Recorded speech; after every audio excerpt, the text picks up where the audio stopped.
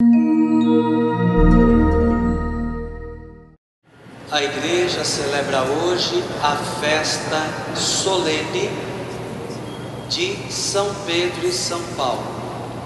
As pessoas muitas vezes lembram-se no dia 29 só de São Pedro, porque existe uma festa para São Paulo em janeiro, que é a festa da sua conversão.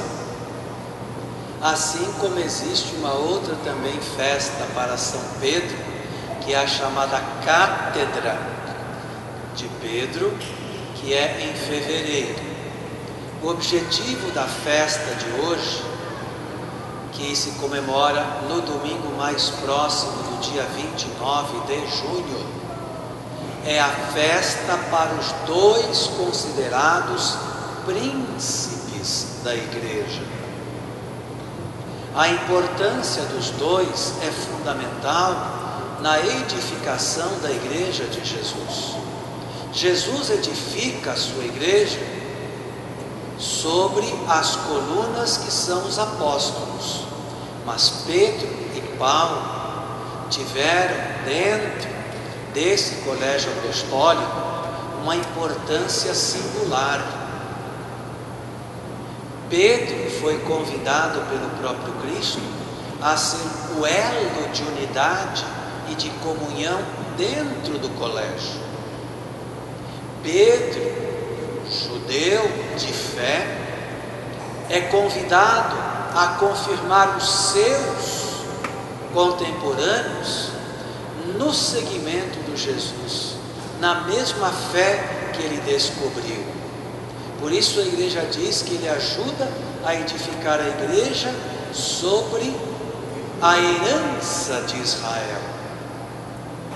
São Paulo não fazia parte do primeiro conjunto de apóstolos, foi incluído mais tarde, de uma maneira também única, como todos conhecem.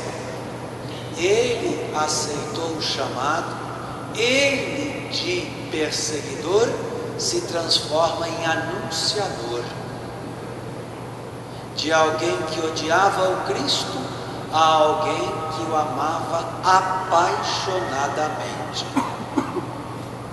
Cada um num tempo próprio, cada um de uma maneira própria, mas ambos trabalhando pela mesma igreja, ambos lutando para que o Cristo, Deus vivo e amoroso, encarnado, pudesse ser conhecido e amado por todos. São Paulo é aquele que abre a fé para o mundo pagão. É aquele que, mesmo sendo um fariseu zeloso, resolve abrir o coração e as portas da igreja para o povo pagão, que não era bem visto pelo povo judeu. São Paulo vai trabalhar por essa unidade da família divina. Vai lembrar que não importa a origem da pessoa, não importa o seu sexo, não importa a sua posição social, o que importa é uma coisa só, que somos irmãos e irmãs seguindo o mesmo Deus, participando da mesma família, trabalhando pela implantação do mesmo e único reino. Eles diferem em muita coisa, mas eles não diferem no amor a Cristo e na unidade da igreja. Até para morrerem, eles morrem de modo diferente. Souberam, depois de anunciar com a voz e com a vida o nome de Jesus, selar esse compromisso de adesão a Ele com o seu sangue. Por isso a cor litúrgica de hoje é a cor vermelha, é a cor dos mártires. A palavra mártir em grego significa testemunha. É aquele que diz assim: eu assino com a minha vida aquilo que eu prego com a minha voz. Pedro acabou entregando a sua vida crucificado, segundo a tradição, não se julgando digno de morrer como seu Senhor e Deus, pede que seja crucificado de cabeça para baixo. São Paulo morre decapitado. Ambos durante a primeira perseguição romana na cidade de Roma, sob o império de Nero. Nós hoje somos convidados a trabalhar por essa unidade. A igreja continua a ter os seus alicerces no colégio apostólico e naqueles que são os legítimos sucessores dos primeiros escolhidos. Hoje a unidade visível da igreja se manifesta pela figura do Santo Padre Papa e pela figura dos bispos locais, que são os legítimos sucessores do colégio apostólico primitivo. A grande pergunta é esta: estamos em comunhão com o Santo Padre Papa e com aqueles que Deus coloca à frente da igreja local?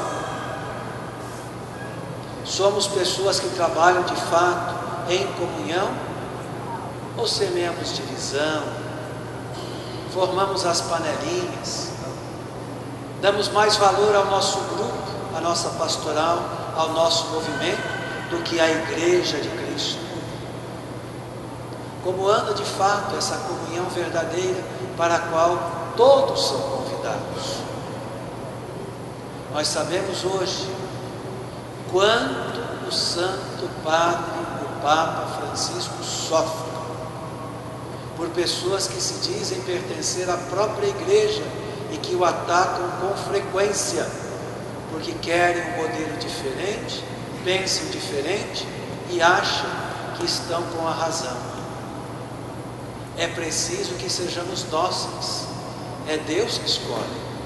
Ele escolhe e sabe quem Ele escolheu. Nós precisamos, de maneira obediente, manter a unidade. Nós precisamos aceitar, trabalhar pela comunhão.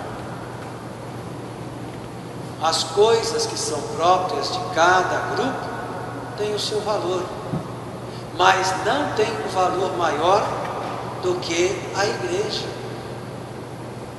É a igreja que dá sentido aos grupos menores, às comunidades, às igrejas particulares que são as dioceses, e não o contrário.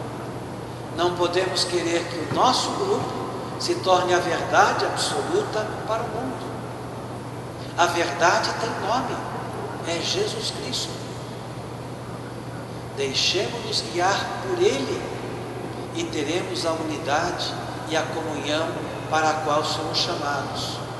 Esqueçamos-nos disso e nós iremos semear mas tanta divisão, e faremos tanto mal à igreja de Cristo, que muitas vezes dizemos amar.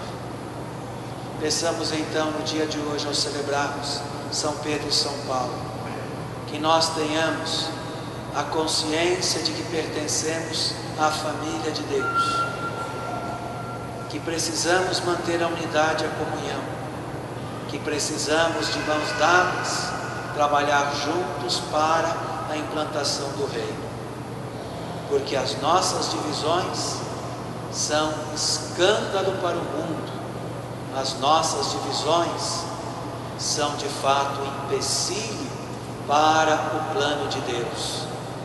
Sejamos colaboradores e não adversários do Senhor. Estejamos em comunhão com o Santo Padre Papa e com os legítimos sucessores que Deus escolheu. E aí poderemos dizer: sou igreja de verdade, entendo a minha missão com Pedro e Paulo e com todo o corpo místico. Eu participo desse grande mistério de amor que o Pai em Cristo Jesus revelou.